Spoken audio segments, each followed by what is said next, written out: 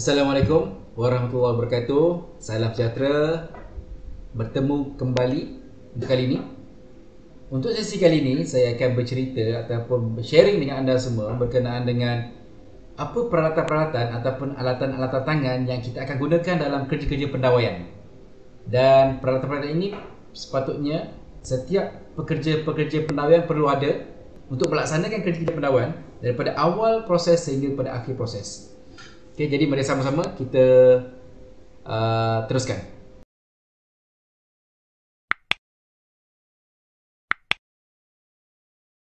Okey, harap semua bersedia. Okey, topik hari ini peralatan yang digunakan dalam pendawaian. Okey, nota ini juga adalah nota yang selaras digunakan oleh semua kelas bagi kursus pendawaian elektrik di JKE.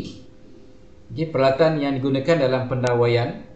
Okey, antaranya yang semua orang perlu tahu, perlu ada adalah yang pertama pelayar muncung tirus ataupun kita biasa panggil long nose plier. Ia digunakan untuk kerja-kerja di ruang sempit seperti memotong benda-benda yang kecil, memotong dawai serta membentuk kaki komponen elektrik. Ini adalah antara peralatan yang mesti kena ada untuk kita gunakan pada tempat-tempat yang kecil ataupun untuk kita gunakan pada peralatan-peralatan kabel ataupun komponen-komponen elektronik yang kecil. Okey, kemudian kita ada pemotong kabel ataupun kabel cutter, digunakan untuk memotong wire elektrik dan memotong lebihan wire pada punca tambatan.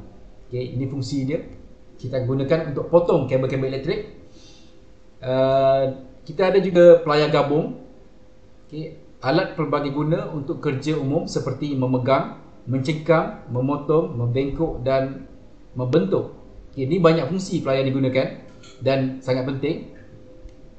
Kita ada tukul Warrington, digunakan untuk mengetuk paku-paku kecil dalam sistem pendawaian permukaan. Dan ini adalah benda wajib yang perlu ada bila kita menjalankan kerja pendawaian permukaan, iaitu surface wiring. Jadi di mana kita perlu menggunakan paku yang kecil dan sangat kecil, dan tukul ini digunakan untuk mengetuk paku kecil tersebut. Dan seterusnya kita ada test pen, iaitu panel ujian. Yang ini sangat penting. Seperti yang saya telah maklumkan, ini adalah antara nyawa kepada pekerja-pekerja pendawaian elektrik. Okey, di mana digunakan untuk menguji dan mengesan kebocoran arus elektrik. Okey, sesuai untuk mengesan arus elektrik dalam julat 50 volt hingga 500 volt. Digunakan juga untuk kerja-kerja ringan seperti memasang dan melonggarkan skru. Dan ini adalah nyawa kepada pekerja pendawaian elektrik, kerana di sinilah pada test pen lah kita dapat uji sama ada di wire tersebut ada bekalan elektrik ataupun tidak. Sama ada untuk pastikan pada wire tersebut bekalan elektrik telah dimatikan ataupun belum. Okay, sekiranya belum, maka lampu pada test pen tersebut akan menyala. Tetapi sekiranya tiada bekalan, walaupun kita sentuh test pen tersebut pada kabel, maka dia tak akan menyala.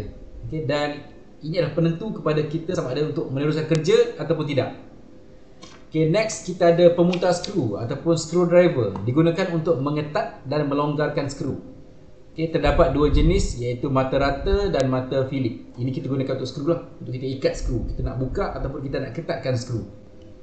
Kita perlu ada juga pita pengukur atau measuring tape, digunakan untuk ukur jarak bagi melakukan kerja-kerja pendawaian. Ini pun alat ni juga perlu ada, okey, untuk kita dapatkan ukuran yang betul. Dan seterusnya perlu ada multimeter.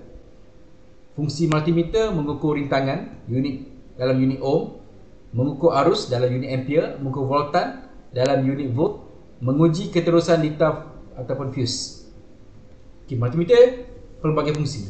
Okey, sama ada kita nak ukur voltan, betul ke voltan yang dibekalkan 240 volt. Okey, untuk cek arus, untuk kita cek kita punya rintangan. Okey, dan melalui rintangan lah kita dapat uji kita punya keterusan ataupun connectivity antara wire-wire kita. Okey. Seterusnya kita ada gergaji tangan ataupun besi. Fungsi dia adalah memotong pipe besi bergalvani, pipe poli dan juga pipe PVC. Okey, digunakan untuk potong conduit kita ataupun digunakan untuk memotong pembuluh, iaitu pipe GI ataupun pipe PVC. Kita juga perlu ada soket pengujian, okay, testing socket.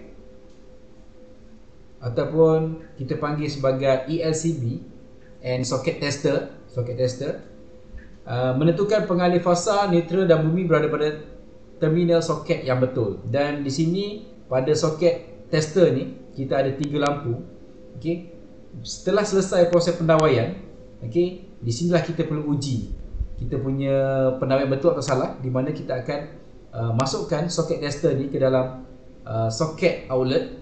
Okey, dan di situ kita akan test sama ada lampu signal ataupun LED signal tu akan menunjukkan sama ada pendawaian kita betul atau salah. Okey, dia ada sama ada dia akan menyalakan 3 lampu ataupun menyalakan 2 lampu ataupun 1 lampu saja. Okey, dekat situ ada pada soket tester tu ada diterangkan maksud untuk setiap lampu-lampu yang menyala. Okey, next kita ada penguji rintangan penebatan. Okey, ini adalah kita nak uji. Okey, untuk kita uji berapa nilai rintangan penebat kita. Okey, penebat. Okey, mengukur nilai rintangan di setiap pengalih fasa, neutral dan juga bumi. Nilai rintangan mestilah kurang dari 1 mega ohm. Okey, kita kena pastikan nilai rintangan mesti kurang daripada 1 mega ohm. Seterusnya kita ada penguji pembumian untuk mengukur nilai rintangan elektrod bumi.